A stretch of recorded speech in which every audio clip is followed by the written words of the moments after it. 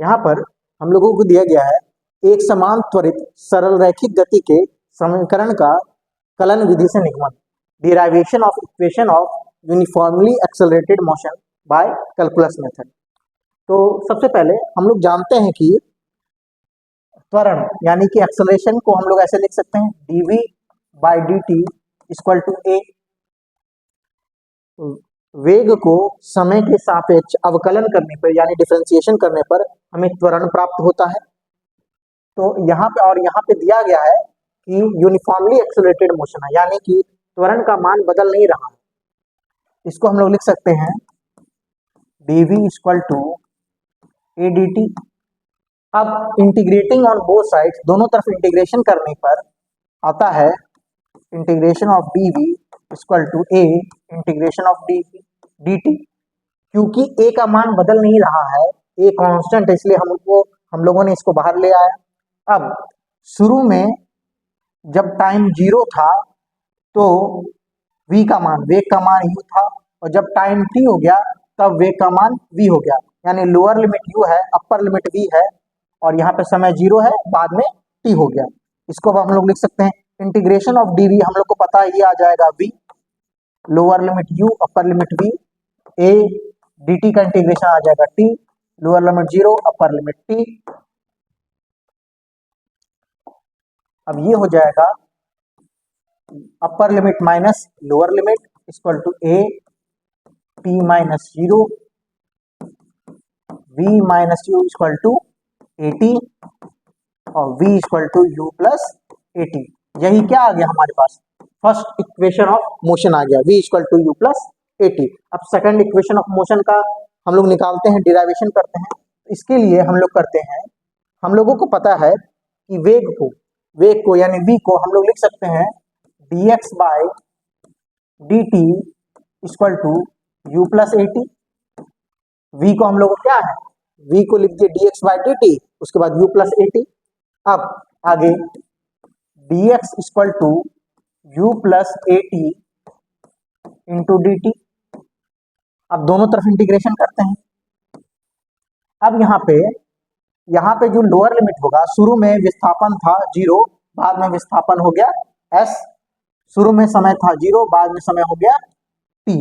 अब ये हो जाएगा, अब dx का इंटीग्रेशन हम लोग जानते हैं होगा x, lower limit 0 upper limit s, और यहाँ पे फिर हम लोग इसको तोड़ते हैं तो ये आ जाएगा integration of u lower limit 0 upper limit t u dt plus integration of at dt lower limit 0 upper limit t।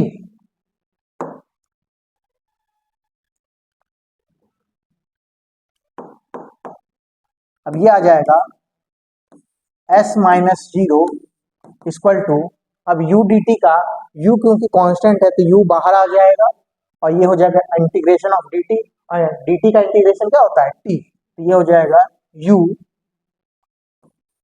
t lower limit 0 upper limit t plus यहाँ पे भी a कांस्टेंट है तो a बाहर आ जाएगा, तो ये हो जाएगा t dt, और t dt का इंटीग्रेशन क्या आएगा t स्क्वायर बाय 2, तो ये हो जाएगा a t square by 2 0 t। अब t dt का integration of t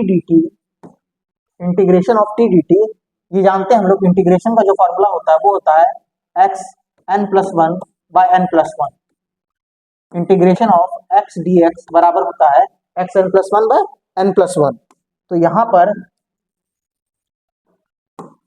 t dt का इंटीग्रेशन क्या आ जाएगा, t dt का भी इंटीग्रेशन आ जाएगा t 1 प्लस 1 बाय 1 प्लस 1 यानी t स्क्वायर बाय 2, यही हमने यहाँ पे लिखा हुआ है।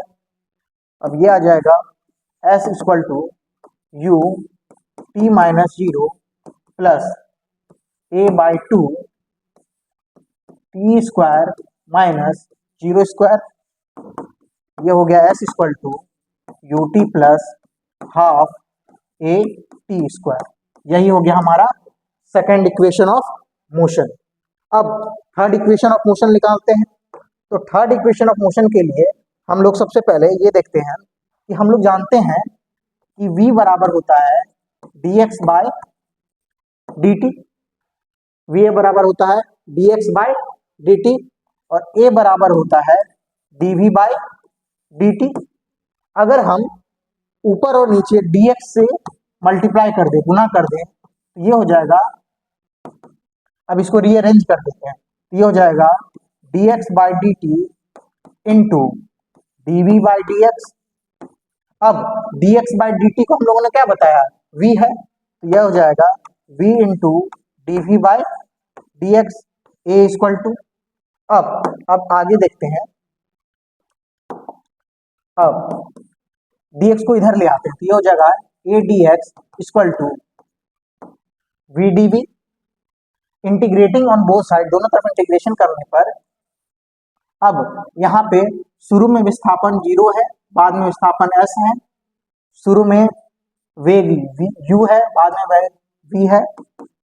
अब a कांस्टेंट है तो बाहर निकाल लिया हम लोगों ने, 0 s integration dx equal to v constant है इस केस में, नहीं v कांस्टेंट नहीं है, वेग का वैल्यू अलग है, u अलग है और फिर बाद में v हो गया, तो v dv integration of v dv, शुरू में v बाद में v।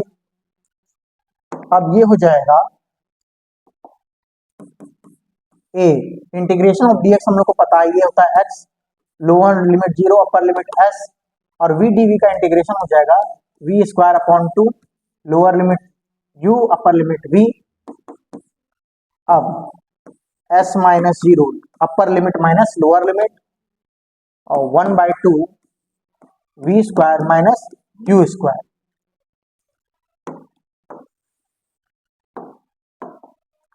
अब ये हो गया as इक्वल टू 2 को इधर ले आते हैं, तो ये हो गया 2as v square minus u square, ये हो जाएगा v square equal to u square plus 2as।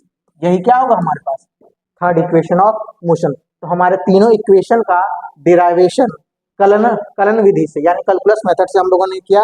यहाँ फिर से एक बार देख लेते हैं, तीनों इक्वेशन ऑफ मोशन हम लोगों ने जो निकाला वो क्या था, तीनों इक्वेशन, पहला इक्वेशन आया हम लोगों का v equal to u plus at, दूसरा इक्वेशन आया s equal to ut plus half at square, और तीसरा इक्वेशन आ गया v square equal to u square plus 2as।